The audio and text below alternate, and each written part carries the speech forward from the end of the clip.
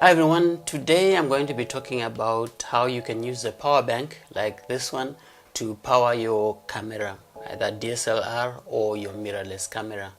And this is perfect for long shoots, for time lapses, and for any situation where recording battery life can be a concern. Sometimes you are recording an interview and you don't want to be stopping in the middle of an interview at a crucial stage just to change batteries. The battery that's recommended for this camera, for example, the Canon, is rated to last from about 60 minutes to 90 minutes, depending on what you're doing. And so every 60 to 90 minutes you have to be changing your battery. And this can be quite inconvenient, especially if you're doing something like a live stream. So the thing is, you can't just plug any power bank into your camera. There's some things that we need to understand first in choosing the power bank. So first of all, let's do a bit of electricity. So we want to understand volts, amps and watts so that we can go on to choose the correct power bank. First of all, let's consider volts. Now most cameras like this one will operate at about 7.2 to 8.4 volts. So you need to match your power bank output in terms of volts to your camera. Most power banks that you use to charge your phone will typically output only 5 volts. So you can see the 5 volts versus the 7.2 to 8.4 that your camera needs is just not enough for you to be able to operate. So your camera just won't come on. So you need to choose a power bank that has more voltage than 5 volts. If the voltage is too low, then your camera just won't turn on. And if it's too high, there's a danger of actually frying and damaging your camera. The second thing we need to understand are the amps. And so this is the amount of electrical current that actually flows from your camera bank. And your camera needs typically between 1 to 3 amps to operate. And then you have your watts, and your watts you get by multiplying volts and amps. And this tells us the total power delivered. Most cameras will consume about 7 to 10 watts. But if you're doing video recording, that can push that up a bit. Now when you are buying power banks, one of the ratings that you'll see a lot is milliamp hours or mAh.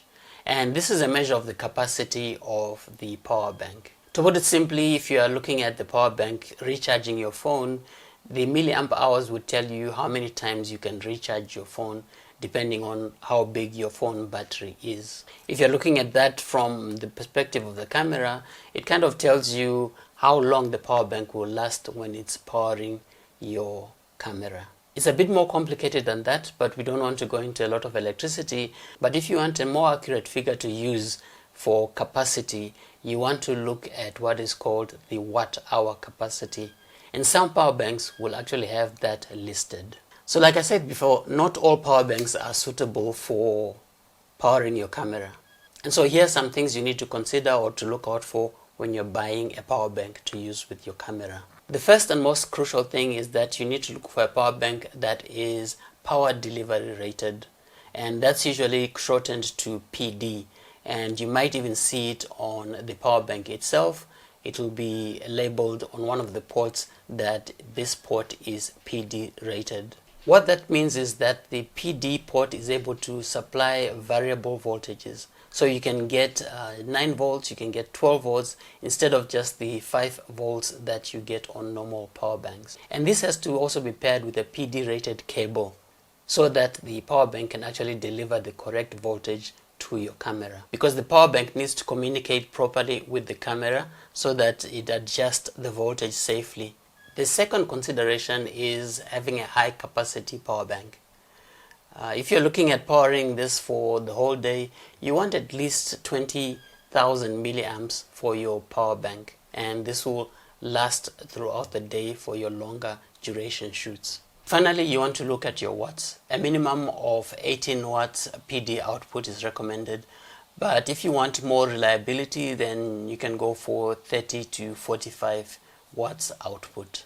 So personally, this is what I use. It's not sold as a power bank, but that's basically what it is. It's specifically designed and kitted for use in cameras. So it comes with a dummy battery for your camera, and it comes with a quick release so I can take it off and on quickly, and that quick release mounts nicely onto my cage. This particular one is called the Juice Box. I just found it on Amazon. It's rated at 4,800 milliamp hours, so it's not a huge power bank, but it really works well for what I do. So basically what you need to be able to power your camera using a power bank is, one, you need your dummy battery, and this replaces your regular battery and connects to now your external power.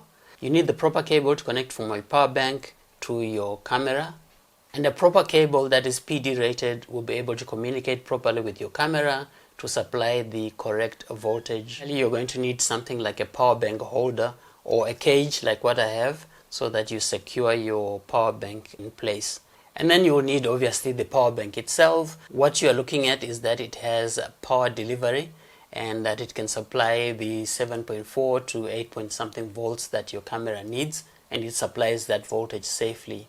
You want your power bank to have high capacity, say 20,000 to 30,000, should last you the whole day depending on what you're shooting, and then that power bank should also have a good wattage in terms of output. 18 to 45 watts is a good amount of wattage. Finally, you might consider some kind of cable relief, because you're going to have cables all over the place, so that this doesn't accidentally disconnect or put strain on any of your connections. And that's it. With the right power bank and accessories, you can keep your camera running for hours without worrying about battery swaps, especially on those long shoots. And if you found this helpful, hit the like button and subscribe for more camera gear tips. See you in the next video.